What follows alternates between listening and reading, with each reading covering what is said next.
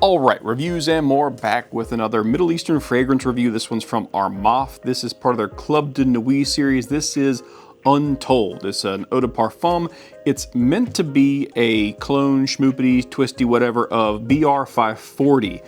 So that's a very expensive fragrance. This one can be had for about 50 bucks, depending on what discounter you grab it from. I think you can find it a little cheaper from like Fragrance Buy out of Canada, but 50 bucks is about the range compared to what the actual thing is duping cost. That's a really good deal, because 50 bucks compared to 300 plus, and in fact probably maybe a little more than that for a full 100 ml bottle of it. It's a pretty good deal. So let's go ahead and unbox this and talk about the notes. The opening notes on this should be saffron and jasmine, middle notes of amberwood and ambergris, and then we get base notes of fir resin and cedar. So we're gonna get some kind of woody out of this. Got the little seedy in stuff right there. It's a very, very shiny presentation. Lots of gold inside of there. And there we go. It's kind of got that iridescent look.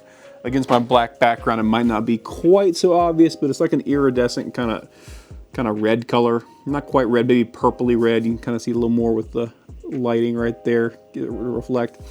But yeah, there you go. Standard Club De Nuit presentation. Standard fingerprint magnet that it is. Let's go ahead and pop this off and do a spray. The way we do it, the way I always do it on these videos, is I will spray it on paper, give you my basic first impressions, then I jump into some skin tests, and then it's gonna blip for you for like a split second, but for me it's gonna be several days of wearing it, and then I kind of come back and tell you about the various dry down notes, how they present themselves, as well as things like longevity and projection. Now, that being said, this fragrance was actually produced in May of this year. It's now August, so it should have had time to sit and kind of do what it has to do and age, but there's a chance that it hasn't. So we never know. I might have to do a follow-up, but we'll see how it goes. There's the first one. There we go. Decent atomizer, same as Intense Man, which I also have. Let's go ahead and give it a smell. I mean, that's nice. It's honestly, I'm surprised it's not more feminine leaning to me. I expected this to be more feminine. This to me, it's marketed as unisex, but based on the bottle presentation and that kind of stuff, I was like, oh, this is gonna be a women's perfume more than a men's cologne. But it's kind of that middle ground. It's got a little bit of sweetness to it. There's nothing offensive. There's no like note that kind of like irks my nose. There's nothing that makes kind of twinge or wrinkle my nose at it. It's actually very, very nice. The ambergris comes out pretty quick on paper, so you get that slightly animalic, salty smell. Saffron's there. The jasmine gives it some sweetness in the opening. There's something else kind of sugary here. It's not just straight, like if you were just go with saffron and jasmine and maybe the ambergris, you think it's going to be kind of just animalic saltiness, but there's some sweetness in here too. That's kind of fruity and sugary, but there's nothing in the notes that kind of justifies that. Not really sure what it is. Might just be how my nose is hitting. It could just be the jasmine being very, very sweet. Maybe it's that cedar kind of popping through, even though this list is a base note. Let's go ahead and do it on skin. Flash off all that alcohol. All right, big smell.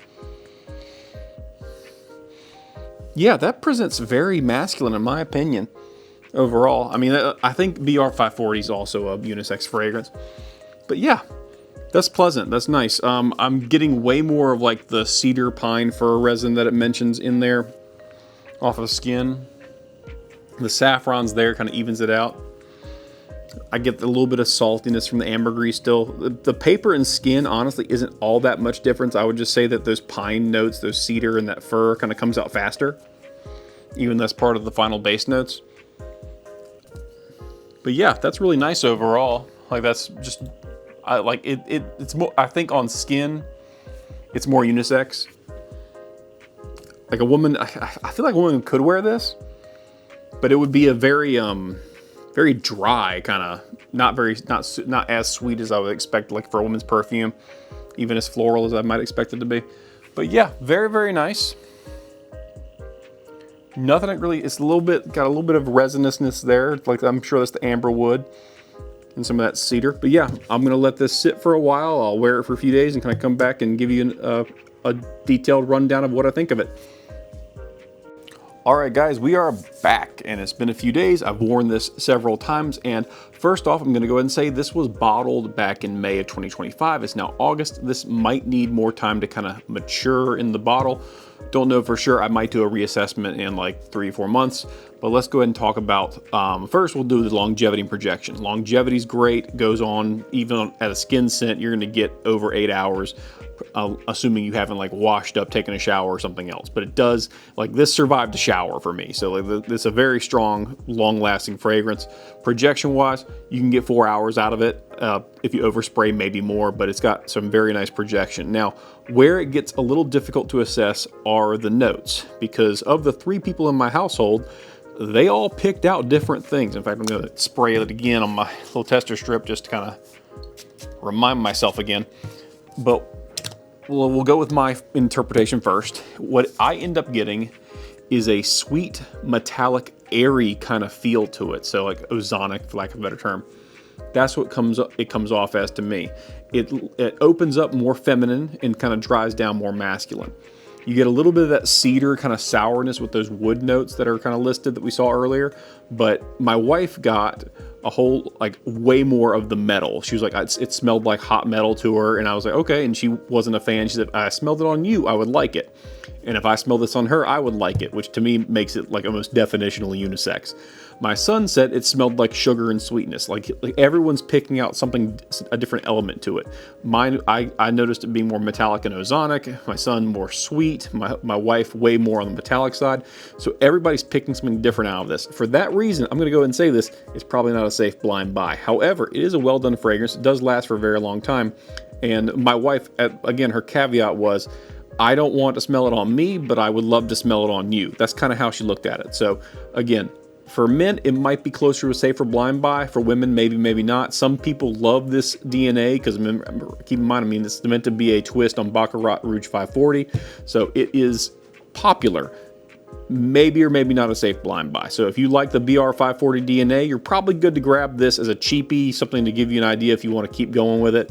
But yeah, Armaf doesn't make a whole lot of like misses, and this is not a miss. It's just might not be a hit for every single person. So just keep that in mind when you're looking at it. If you don't like the notion of like a metallic, airy kind of situation, that could happen. You could interpret and smell it that way, so just keep that in mind. But other than that, great longevity, great projection. I personally like the fragrance, and my wife likes it on me, just not on her, and my son thinks it smells like sugar. So there you go.